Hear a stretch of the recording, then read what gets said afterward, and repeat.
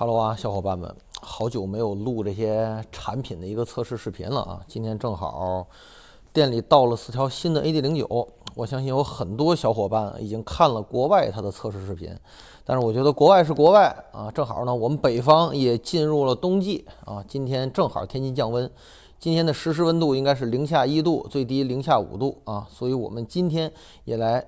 正好装了这一条 AD09啊，给大家做一个详细的这么一个测试的过程吧。也说说实际的我一个反馈。我先简单的跟大家说一下国外的这些介绍啊。国外大家都知道是他拿它跟 RE71去做了一个横向的对比。说实话啊，对比的这个结果并不是很好啊。对比的结果呢，就是这个各项数值啊 ，AD09都败给了 RE71。当然。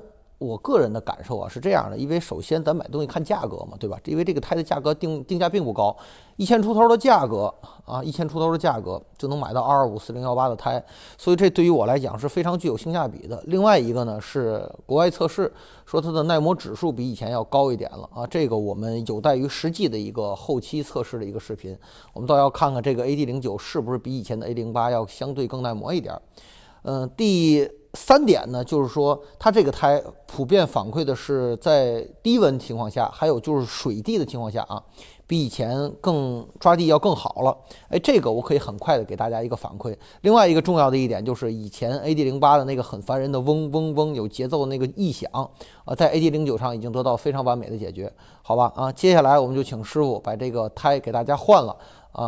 看看我们去上街跑一跑，看看新胎的状态下啊，这个胎能给大家一个什么的反馈？我也把我最直接的感受讲给大家。